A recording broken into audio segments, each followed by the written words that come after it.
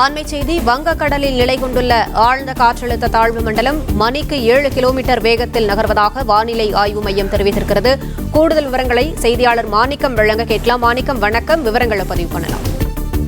வங்கக்கடலில் நிலை கொண்டிருக்கக்கூடிய ஆழ்ந்த காற்றழுத்த தாழ்வு மண்டலம் நேற்றைய தினம் நீண்ட நேரம் ஒரே இடத்தில் நகராமல் இருந்ததுக்கு பிறகாக அதனுடைய நகர்வு தொடங்கி இருந்தது. மணிக்கு 10 கிலோமீட்டர் வேகத்தில் நகர தொடங்கிய நிலையில படிப்படியாக அது தற்பொழுது தமிழ்நாட்டினுடைய வடகடலோர பகுதிகளை நோக்கி நகர்வதாக வானிலை ஆய்வு குறிப்பாக இது நகராமல் இருந்த நிலையிலிருந்து நகர தொடங்கும் பொழுது வடகிழக்கு திசையில நகர தொடங்கியது. அதே நேரத்தில் நமக்கு மழைக்கான வாய்ப்புகளும் குறைந்திருந்தன. தற்பொழுது நகரக்கூடிய திசையில மாற்றம் ஏற்பட்டு வடமேற்கு திசையில் நகர்ந்து மணிக்கு 10 கிலோமீட்டர் வேகத்தில் நகர்ந்து வந்தது. அதன் பின்னர் இன்று நள்ளிரவு வேளைகளில் மணிக்கு 9 கிலோமீட்டர் வேகத்தில் நகர்ந்து வந்தது.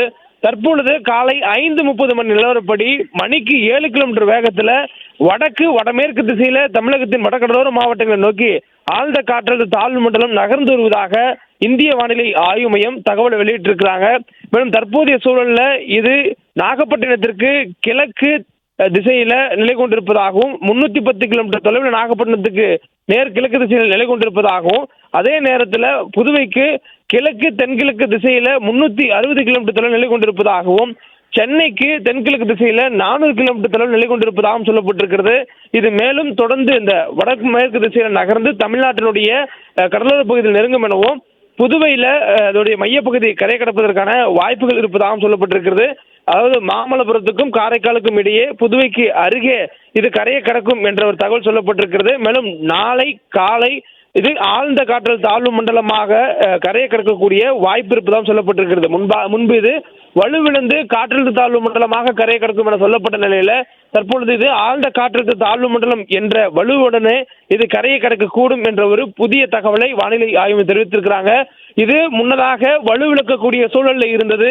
தற்பொழுது அது வலுவை தக்க வைக்கக்கூடிய திறனிற்கு இந்த ஆழ்ந்த காற்றழுத்த தாழ்வு மண்டலம் வலுப்பெற்றிருப்பதாக சொல்லப்பட்டிருக்கிறது. அதாவது காற்று குவிதல் மற்றும் பிரிதல் உள்ளிட்ட காரணங்களால இதனால் புயலாக வலுப்பெற முடியாத சூழல் நிலவியது. இதன் காரணமாக புயல் என்ற எச்சரிக்கையை வானிலை ஆய்வு மையம் திரும்ப பெற்றிருந்தாங்க.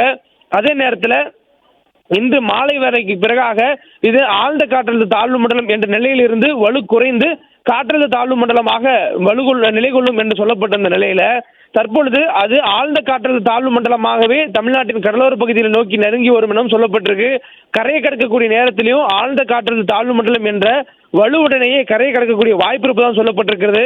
இதன் மூலம் இந்த ஆழ்ந்த காற்றழுத்த தாழ்வு மண்டலம் தனக்கான வலுவை தக்க வைக்கக்கூடிய திறனை மீண்டும் பெற்றிருக்கிறது என்பதனை வானிலை ஆய்வு மையம் அறிவித்திருக்கிறாங்க. இதன் காரணமாக தமிழகத்தில் தொடர்ந்து மழைக்கான வாய்ப்புகள் நேற்று வானிலை ஆய்வு மையம் அறிவித்த அதன் அடிப்படை தொடர்கிறதாகவும் சொல்லப்பட்டிருக்கிறது. தொடர்ந்து தமிழகத்தின் கடலோர மாவட்டங்களில் படிப்படியாக மழையினுடைய தீவிரம் அதிகரிக்கும். இன்று இரவு நேரங்களில் மழையுடைய தீவிரம் மிக அதிகமாக இருப்பதற்கான வாய்ப்புகள் இருப்பதாகவும் சொல்லப்பட்டிருக்கிறது.